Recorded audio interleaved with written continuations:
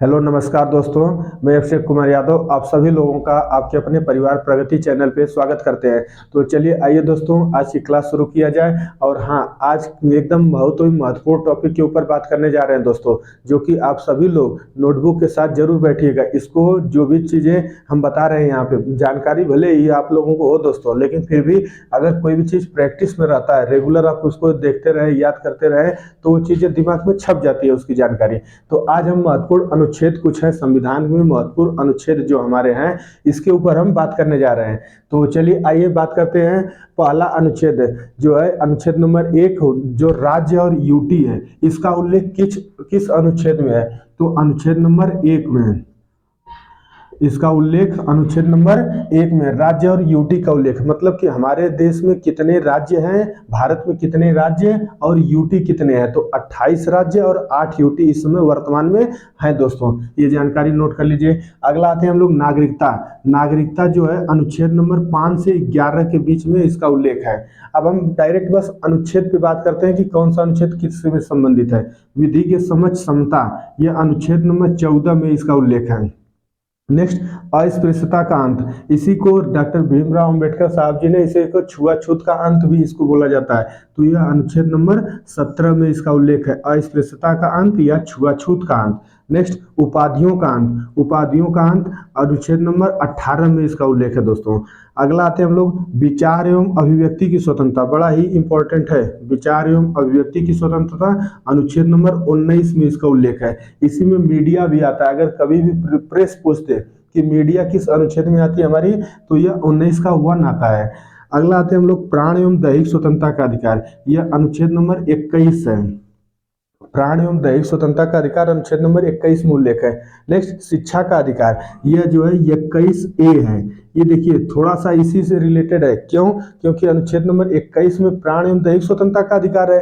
फिर आगे बात करते हैं शिक्षा का अधिकार जो 21A है। इसमें क्या होता है कि 86वां संविधान संशोधन जब हमारा हुआ था, 86वां संविधान संशोधन 2002 हुआ था, उसमें इसको जोड़ा गया। 21 में अनुच्छेद नंबर, अगर कोई भी अनुच्छेद जोड़ा जाता है तो उसमें देखिए 21 का A हो गया, या इसी को 21 का 1 भी बोल सकते हैं। तो यह हो गया 21A और 86वां संविधान संशोधन के द्वारा, यहाँ लिख सकते हैं कि 86वां संविधान संशोधन से इसको जोड़ा गया था। चलिए आइए नेक्स्ट पे, अगले अनुच्छेद पे हम लोग बात कर लेते हैं।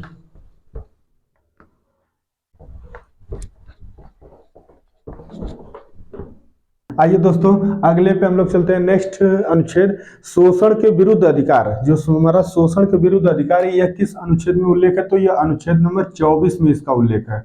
आर्टिकल नंबर 24 में शोषण के विरुद्ध अधिकार ने। अब हम देखिए दोस्तों, इसमें जब एक एक टॉपिक के ऊपर बात करेंगे तो पूरा डिटेल बात किया जाएगा। अभी खाली डायरेक्ट अनुच्छेद पे बात करते हैं। अंतःकरण की स्वतंत्रता अनुच्छेद नंबर 25 में इसका उल्लेख है। नेक्स्ट, संवैधानिक उपचारों का अधिकार, संविधान का सबसे महत्वपूर्ण अनुच्छेद इसी में इसका उल्लेख किया गया है। अनुच्छेद नंबर 32 में इसका उल्लेख है, संवैधानिक उपचारों का अधिकार। नेक्स्ट, डीपीएसपी, यह अनुच्छेद नंबर 36 में उल्लेख है। लोक कल्याणकारी राज्य अनुच्छेद नंबर 38 में इसका उल्लेख है। लोक कल्याणकारी राज्य का अनुच्छेद नंबर 38। निःशुल्क विधिक सहायता 39A में इसका उल्लेख है, आर्टिकल नंबर 39A।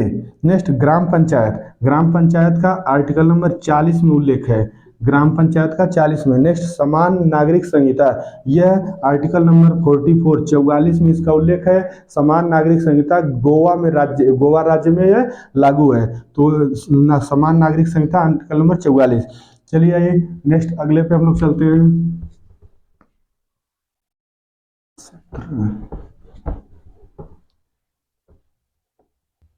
चलिए आइए दोस्तों अगला हम बात करते हैं पोषण। पोषण का किस आर्टिकल में उल्लेख है? पोषण जो है हमारा अनुच्छेद नंबर 47 में उसका उल्लेख है। बड़ा इंपॉर्टेंट ये भी है, मोस्ट इंपॉर्टेंट।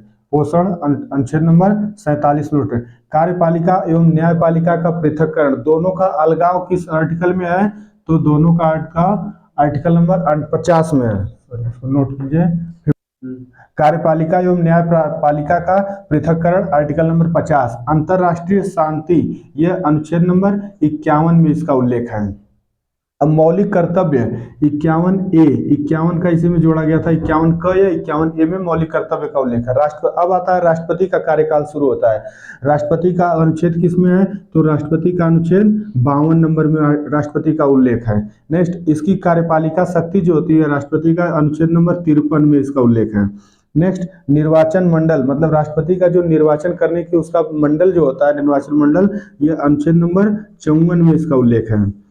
अगला आता है निर्वाचन पद्धति मतलब कि उनका चुनाव किस पद्धति पे होता है, इसका उल्लेख आर्टिकल नंबर 55 में है, जो कि उसकी पद्धति होती है एकल संक्रमणीय गुप्त आनुपातिक पद्धति के हिसाब से उसका चुनाव होता है राष्ट्रपति का। नेक्स्ट है कार्यकाल, राष्ट्रपति का कार्यकाल किसमें है? तो कार्यकाल 56 में है, आर्टिकल नंबर 56 में उल्लेख है। चलिए नोट कर लीजिए दोस्तों इसको। आगे हम आते हैं, इसके बाद बात करते हैं राष्ट्रपति का ही।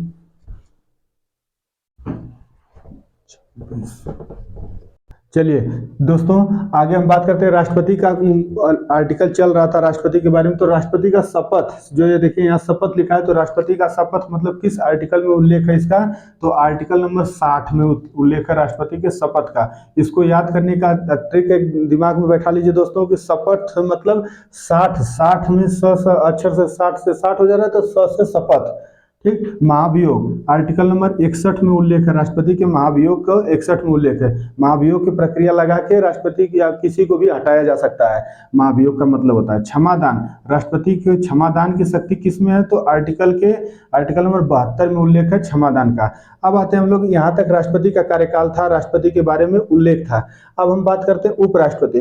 उपराष्ट्रपति का किस आर्टिकल में उल्लेख है? तो 63 नंबर में आर्टिकल का उल्लेख है। देखिए दोस्तों इसको याद करने का तरीका क्या है? एक था राष्ट्रपति, क्या हमारे 52 में राष्ट्रपति हैं, अब राष्ट्रपति में 11 जोड़ दीजिए, इसी में 11 जोड़ देंगे तो उपराष्ट्रपति आ जाएगा यह, मतलब कि 63 में हो जाएंगे वाइस प्रेसिडेंट। अब इसके बाद आता है इसी में 11 और जोड़ दीजिए, 11 ऐड कर देंगे तो अब आ जाएंगे प्रधानमंत्री, मतलब 74 नंबर में हमारा उल्लेख है। अभी आगे आते हैं हम, तो आगे 74 नंबर में प्राइम मिनिस्टर का उल्लेख है। तो आइए आगे बात करते हैं, उपराष्ट्रपति हो गया 63 नंबर में। फिर बात करते हैं राष्ट्रपति के चुनाव का विवाद, मतलब कि अगर राष्ट्रपति का चुनाव हो रहा है उसमें कोई ना कोई कुछ अगर विवाद हुआ तो इस विवाद को सुप्रीम कोर्ट सुलझाता है। सुप्रीम कोर्ट के बाद और किस आर्टिकल में यह होता है तो इसका उल्लेख है, तो 71 में इसका उल्लेख है। राष्ट्रपति के चुनाव में अगर कोई भी विवाद उत्पन्न हो रहा है, कोई भी बाधा आ रही है, तो आर्टिकल नंबर 71 के थ्रू इसका उपचारण होगा। नेक्स्ट है महान्यायवादी, अटॉर्नी जनरल जो है आर्टिकल नंबर 76 नंबर में भारत के महान्यायवादी का उल्लेख है। आगे बात करते हैं संयुक्त बैठक मतलब ज्वाइंट सिटिंग, जो ज्वाइंट सिटिंग होती है यह आर्टिकल नंबर 108 में इसका उल्लेख है। आगे बात कर लेते हैं हम लोग धन विधेयक। धन विधेयक का 110 नंबर में उल्लेख है। चलिए नोट कर लीजिए दोस्तों इसको। आगे हम बात करते हैं, अगला कुछ महत्वपूर्ण अनुच्छेद है उसको भी बात कर लेते हैं। चलिए आइए दोस्तों अगला हम बात करते हैं वार्षिक वित्तीय विवरण। इसका किस आर्टिकल किस अनुच्छेद में उल्लेख है? तो यह 112। देखिए धन विधेयक था 110 और वार्षिक वित्तीय विवरण जो होता है यह अनुच्छेद नंबर 112 में उल्लेख है। अगला बात करते हैं राष्ट्रपति के अध्यादेश की शक्ति जो है 1 2 3 मतलब कि 123 में राष्ट्रपति के अध्यादेश की शक्ति है, अनुच्छेद नंबर 123 में उल्लेख है। सुप्रीम कोर्ट का किस आर्टिकल में उल्लेख है? तो 124 में सुप्रीम कोर्ट का उल्लेख है। सुप्रीम कोर्ट जो होता है भारत में, देखिए अभी तक एकमात्र सुप्रीम कोर्ट है नई दिल्ली में स्थित है। फिर इसके बाद सुप्रीम कोर्ट के बारे में बात कर लीजिए। सुप्रीम कोर्ट जो है 5 प्रकार की रीट जारी करता है दोस्तों। कौन कौन? बंदी प्रत्यक्षीकरण, अधिकार परीक्षा, परमादेश, प्रतिषेध, उत्प्रेषण, 5 प्रकार की रीट सुप्रीम कोर्ट जारी करता है। मतलब रीट का मतलब होता है कि जो हम लोगों का अधिकार होता है उसी को लेने की वजह से किसी को कोई चीज का मान लीजिए अधिकार उसको नहीं मिल रहा है तो वह अगर हाई कोर्ट में जाए वहां उसका मामला न सुलझे तो सुप्रीम कोर्ट जाने के लिए उसके पास स्वतंत्रता है। चलिए अगला बात करते हैं हम लोग अभिलेख न्यायालय। अभिलेख न्यायालय 129 में इसका उल्लेख है, आर्टिकल नंबर 1 to 9। आगे बात कर लेते हैं हम लोग राष्ट्रपति जो है, अगर राष्ट्रपति को कुछ सलाह लेना है, परामर्श जैसे लेना है तो सुप्रीम कोर्ट से ले सकता है। तो यह किस आर्टिकल में उल्लेख है? राष्ट्रपति को परामर्श लेना है तो 143 में उसका उल्लेख है। आगे बात कर लेते हैं सीएजी। सीएजी का मतलब कंट्रोलर एटॉर्नी जनरल। ये जो होता है आर्टिकल नंबर 148 148 में इसका उल्लेख है। इस समय सीएजी कौन है वर्तमान में, इसको भी नोट कर लीजिए। गिरीश चंद्र मुर्मू इस समय वर्तमान में सीएजी है हमारे, गिरीश चंद्र मुर्मू। ये हम आप लोगों को जीके के वीडियो में बता रखे हैं कि वर्तमान में कौन क्या है, पिछला वीडियो बना है मेरा, उसमें आप देख सकते हैं दोस्तों। तो सीएजी गिरीश चंद्र मुर्मू इस समय, और इसी से रिलेटेड एक और थोड़ा सा कंफ्यूजिंग वाला नाम है सीजीए। सीजीए भी मिल आता है। तो सीजीए जो है इस समय भारती दास बने हैं। ठीक, भारती दास बने, किसके स्थान पे बने हैं, तो सोनाली सिंह के स्थान पे बने हैं। सोनाली सिंह के स्थान पे ये बने हैं भारती दास। आगे बात कर लेते हैं राज्यपाल। राज्यपाल का किस आर्टिकल में उल्लेख है, तो 153 में उल्लेख है राज्यपाल का। राज्यपाल का क्षमादान यह किस में उल्लेख है, तो 161 में उल्लेख है। राज्यपाल का क्षमादान अनुच्छेद नंबर 161 में उल्लेख है। आगे बात कर लेते हैं हम लोग अटॉर्नी जनरल। देखिए इसके पहले अभी हम एक बताए थे महान्यायवादी, तो वो दूसरा आर्टिकल था, लेकिन यहाँ पे अटॉर्नी जनरल ये राज्य का वकील होता है। जो अटॉर्नी जनरल महान्यायवादी होता है वो भारत का सबसे बड़ा वकील होता है, और जो अटॉर्नी जनरल बोलते हैं इसको राज्य का ये सबसे बड़ा वकील होता है। तो राज्य का वकील इस किस आर्टिकल में उल्लेख है, तो इसका 165 में उल्लेख है कि राज्य के सबसे बड़ा वकील का। और महान्यायवादी जो होता था दोस्तों वह भारत का सबसे बड़ा वकील होता है। तो चलिए आइए, ये हमारे कुछ महत्वपूर्ण अनुच्छेद थे दोस्तों। और हाँ दोस्तों देखिए वीडियो पूरा देखिएगा, वीडियो अच्छा लगेगा, अगर वीडियो देखने से लगे कि कुछ न कुछ जानकारी मिली है दोस्तों, तो जरूर एक बार लाइक करिएगा, सब्सक्राइब करना बिल्कुल ना भूलिएगा। थैंक यू दोस्तों।